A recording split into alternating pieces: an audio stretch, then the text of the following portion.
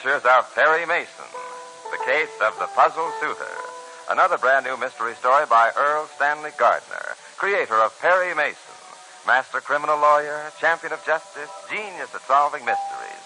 Brought to you every day, Monday through Friday, by Camay, the mild beauty soap for a smoother, softer complexion, and Ivory Flakes, the flakes that help your clothes wear up to twice as long.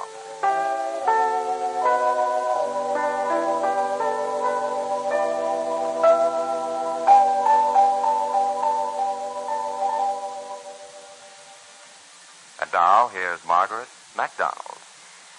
You know, it's amazing the little things we folks at home can do to help bring peace nearer. We can save used fat. We can buy war bonds.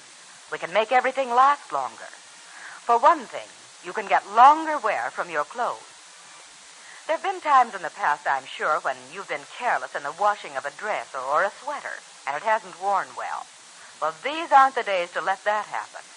These days, for your nice clothes, change to Ivory Flakes Care. It'll mean up to twice the wear. Your slips, your rayon dresses, your sweaters and blouses. Ivory Flakes helps them stay almost like new, up to twice as long. Don't wash things like that the wrong way, with the wrong kind of soap, because that's what often fades colors and frays seams. Do use Ivory Flakes. They're the flake form of pure ivory soap. They're tried and tested, proved absolutely safe for any washable fabric or color. Why, all kinds of clothes were washed over and over in Ivory Flakes, some of them more times than you'd wash yours in a year, yet they stayed practically like new. Try Ivory Flakes for your rayon stockings, too. Other tests, stocking strain tests, prove that rayons washed in Ivory Flakes last twice as long, and that nightly care will improve the fit of rayons, too. Change to Ivory Flakes Care for all your nice things. You'll get up to twice the wear.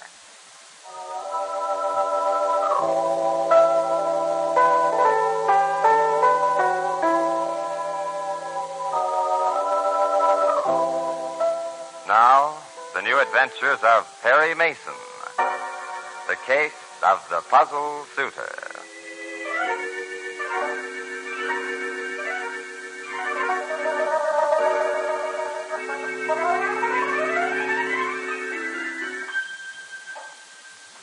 Perry Mason was more inclined to be amused than impressed when a mysterious young woman forced herself into his office to warn him that a man named Harriman C. Winthrop would be visiting the lawyer shortly to make a will, and that he was being unduly influenced by malign forces.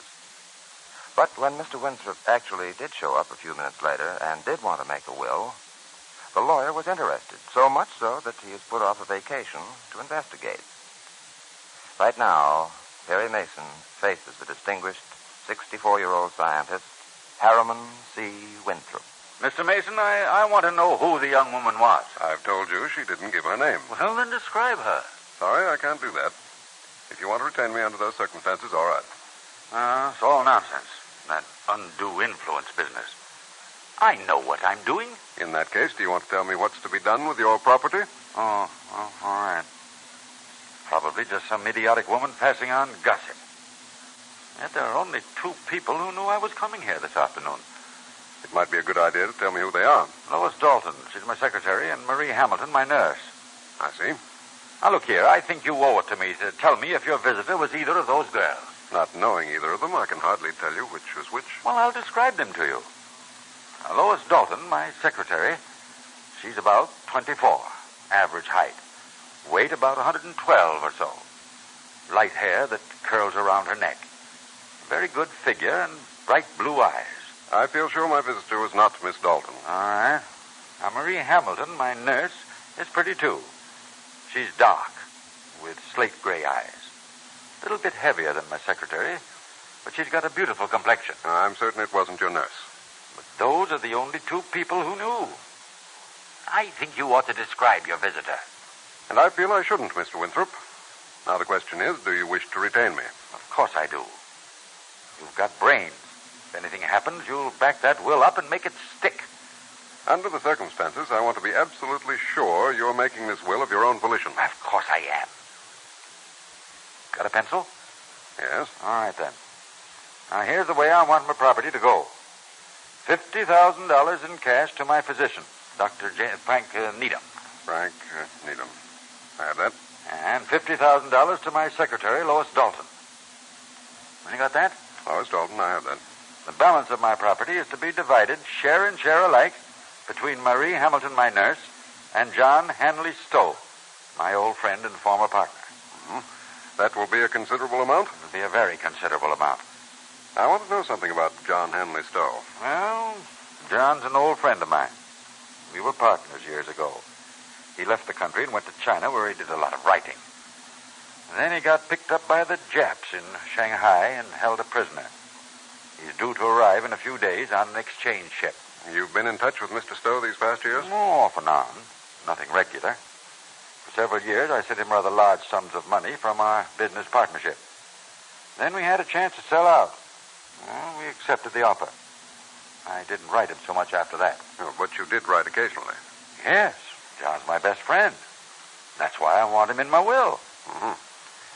And this Marie Hamilton, she's an old friend, too? Oh, she's my nurse.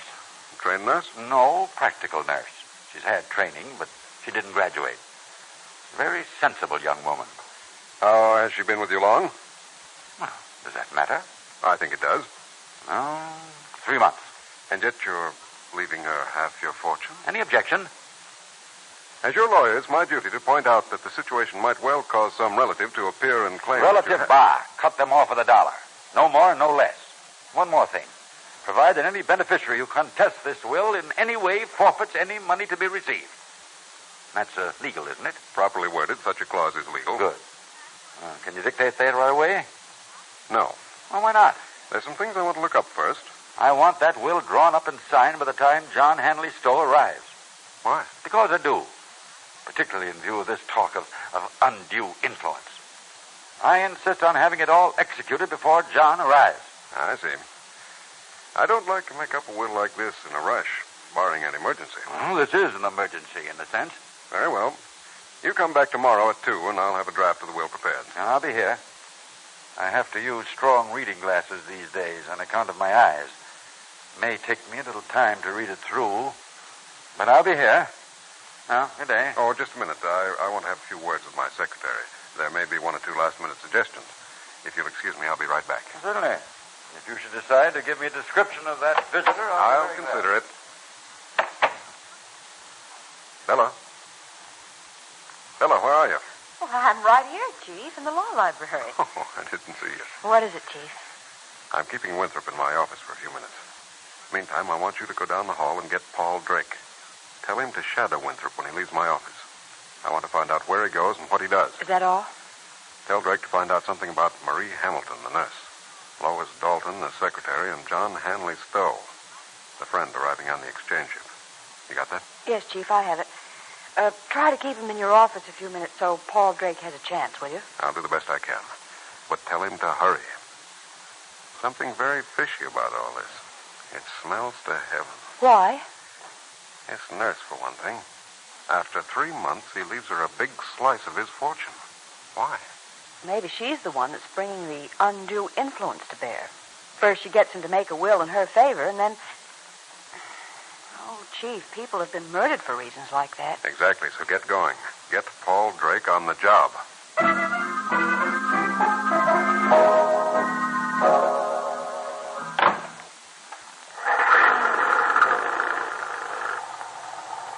You were gone long enough.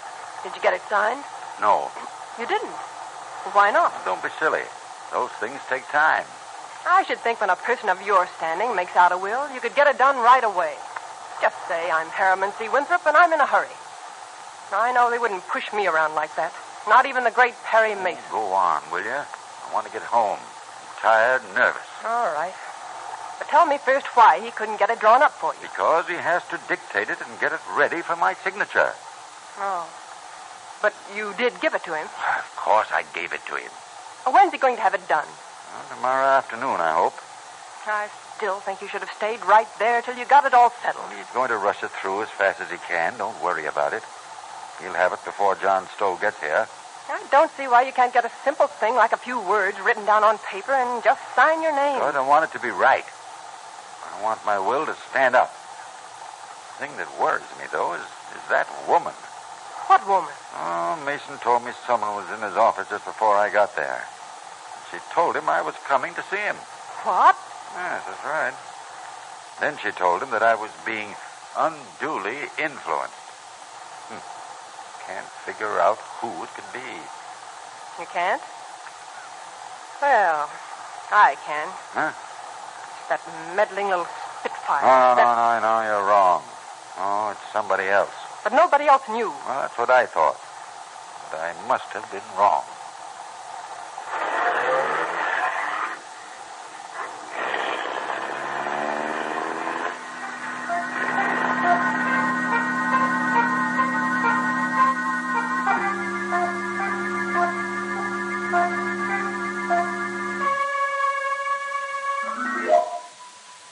And as the car drives off, we wonder what this conversation means. Who is Mr. Winthrop's companion in the car, this woman who was so anxious to have the will signed? And why? Is it possible the elderly scientist is going to sign his own death warrant when he signs the document he's in such a rush to get? Tomorrow we'll hear Paul Drake's report on the principals in this dramatic case of the puzzle suitor.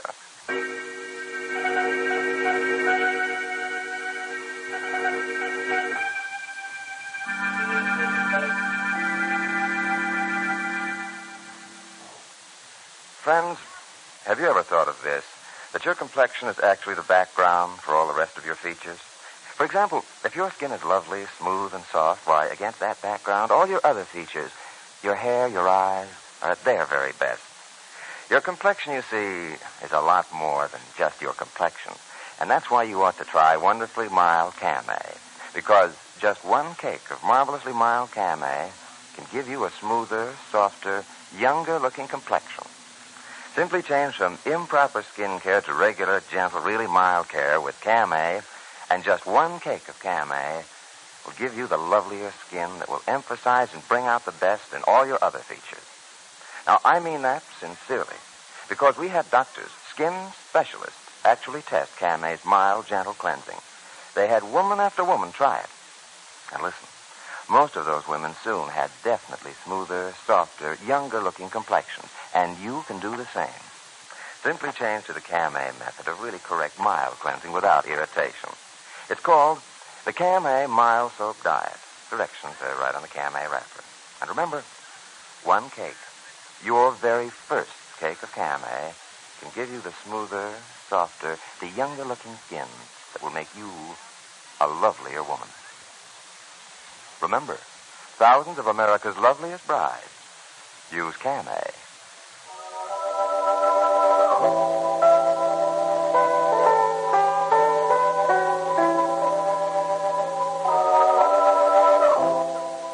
The New Adventures of Perry Mason are brought to you every day, Monday through Friday, by Camay, the mild beauty soap for a smoother, softer complexion, and Ivory Flakes, the flakes that help your clothes wear up to twice as long.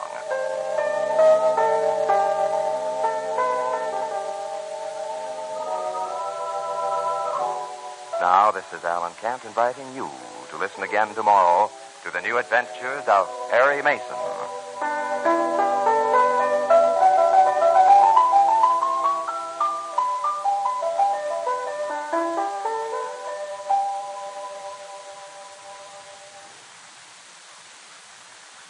Some people are getting extra ration points.